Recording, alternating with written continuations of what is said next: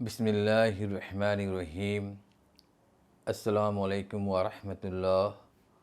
آج میری گفتگو کا موضوع ولی اللہ اور ولی العبد کا معنی و مفہوم ہے، کیونکہ یہی دو صورتیں زیر بحث ہے کہ اللہ بندے کا ولی ہے اور بندہ اللہ کا ولی ہے۔ بندہ اللہ کا ولی ہے، اللہ تعالیٰ قرآن حکیم میں ان آیتوں کے ذریعہ بیان فرماتا ہے کہ الا ان اولیاء اللہ لا خوف علیہم ولا هم یحزنون، بے شک اللہ کے ولی کو نہ کسی چیز کا خوف ہے اور نہ کسی چیز کا غم ہے۔ اللہ تعالیٰ دوسری جگہ قرآن حکیم میں فرماتا ہے ان اولیاء الا المتقون ولکن اکثرهم لا یعلمون، ان کے متولی تو صرف پرہیزگار لوگ ہیں مگر ان کی اکثریت اس حقیقت کو نہیں جانتی۔ جبکہ دوسری طرف اللہ تعالیٰ بندے کا ولی ہے۔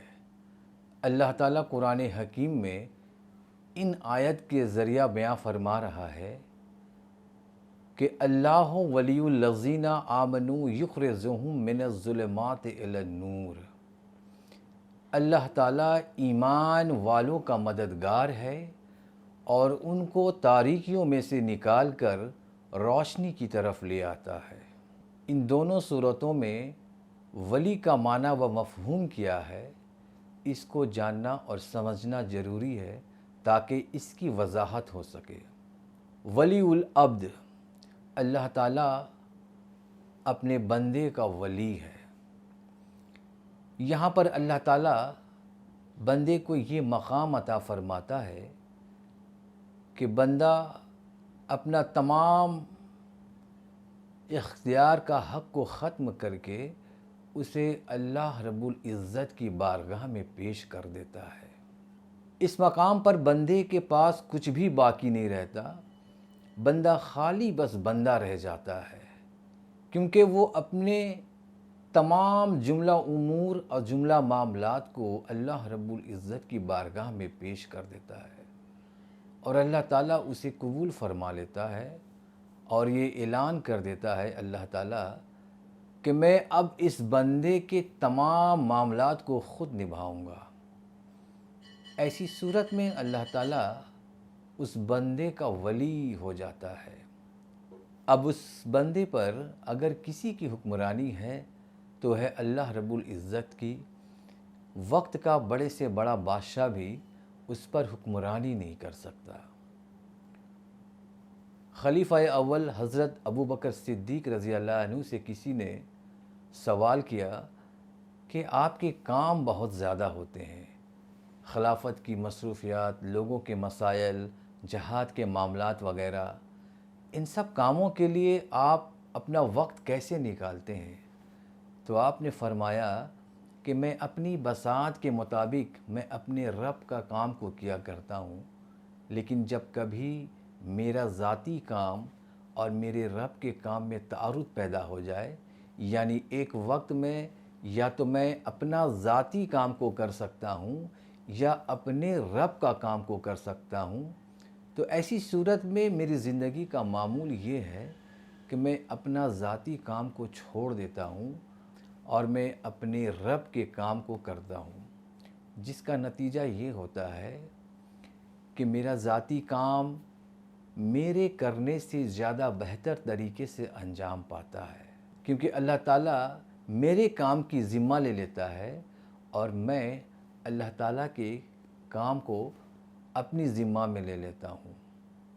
ایسی صورت میں اللہ تعالیٰ اپنے بندے کا ولی ہو جاتا ہے اور اللہ تعالیٰ جب کسی کام کو انجام دیتا ہے تو بندے سے 1000 گنا بہتر ہوتا ہے، جبکہ دوسری طرف بندہ اللہ کا ولی ہے۔ ولی اللہ یعنی بندہ اللہ کا ولی ہے۔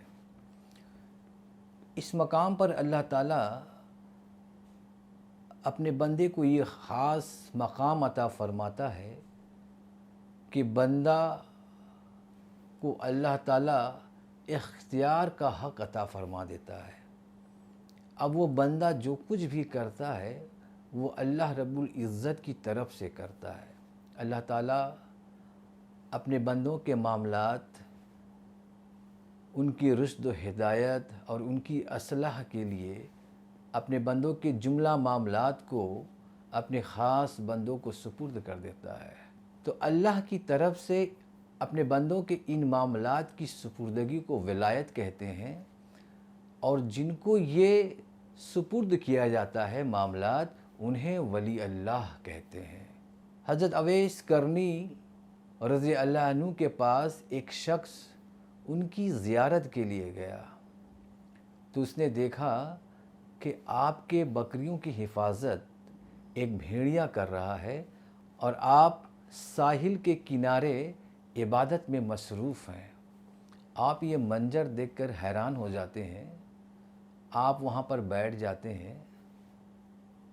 جب اویس کرنی رضی اللہ عنہ جب نماز سے فارغ ہوتے ہیں تو اس شخص سے مخاطب ہوتے ہیں اور پوچھتے ہیں کہ ان کے آنے کی وجہ کیا ہے، تو وہ شخص یہ فرماتا ہے کہ میں اپنی وجہ تو بعد میں بتاؤں گا، لیکن آپ پہلے مجھے اس بات کا مفہوم بتائیے کہ جو میں نے ابھی مشاہدہ کیا ہے کہ سنتے آئے تھے کہ بھیڑیے بکریوں کو چیر پھاڑ کر کھا جاتے ہیں، لیکن یہاں پر تو معاملہ بالکل اس کے برعکس ہے۔ میں نے دیکھا کہ بھیڑیے آپ کے بکریوں کی حفاظت کر رہا ہے، آخر اس کی وجہ کیا ہے، ماجرا کیا ہے؟ تو حضرت اویس کرنی رضی اللہ عنہ فرماتے ہیں کہ بہت سادہ سی بات ہے، جو بندہ اپنے رب کی عبادت کرتا ہے اللہ تعالیٰ اپنے مخلوق کو اس کے کام میں لگا دیتا ہے۔ سبحان اللہ۔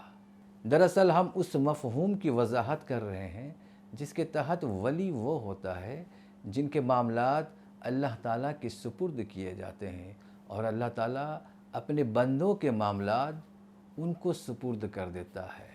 تو ولیوں کے پاس جانا اور ان سے تعلق ارادت قائم کرنا گویا کسی غیر کے پاس نہیں جانا ہے، بلکہ وہ تو اللہ ہی کی بارگاہ کی طرف رجوع کرنا ہے۔ اور یہ جو مغالطہ پیدا کیا جاتا ہے کہ آپ ولیوں کے دربار میں کیوں جاتے ہیں، ان سے تعلق ارادت کیوں قائم کرتے ہیں، تو یہ مغالطہ اس لیے پیدا کیا جاتا ہے کہ ولی اور ولایت کے مفہوم کو نہیں سمجھا گیا ہے، کیونکہ بندہ اللہ کا ولی ہے اور اللہ بندے کا ولی ہے۔ یہ ایک دو طرفہ تعلق ہے۔ گویا ولیوں کے دربار میں جانا، ان سے تعلق ارادت قائم کرنا، دراصل اللہ کی بارگاہ کی طرف رجوع کرنا ہے۔ اللہ تعالیٰ جن بندوں کو مقام ولایت عطا فرماتا ہے تو اپنے بندوں کے دلوں پر بھی ان کی حکمرانی عطا فرماتا ہے، اور یہ حکمرانی دنیا کی حکمرانی سے بالکل مختلف ہے۔ دنیا کی حکمرانی تو یہ ہے کہ جب تک انسان کرسی پر بیٹھا ہے یا جب تک صاحب اقتدار ہے تو لوگ اس کی عزت کرتے ہیں، اس کو سلام کرتے ہیں، لیکن جیسے ہی اس کی کرسی چھن جاتی ہے یا وہ اقتدار سے اتر جاتا ہے تو لوگوں نے اسے پہچاننے سے بھی انکار کر دیا ہے۔ جبکہ دوسری طرف اللہ کے ولی کی حکمرانی ایسی ہے کہ حضرت داتا گنج بخش مخدوم علی حجویری رحمۃ اللہ علیہ، جن کو وصال ہوئے 950 سال کا عرصہ گزر گیا، مگر آج بھی لوگوں کے دلوں پر آپ کی حکمرانی ہے۔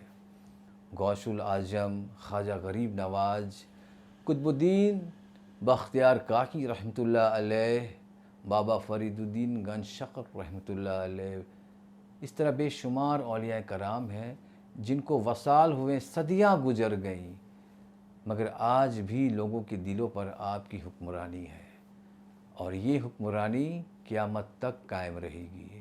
وآخر دعوانا ان الحمد للہ رب العالمین۔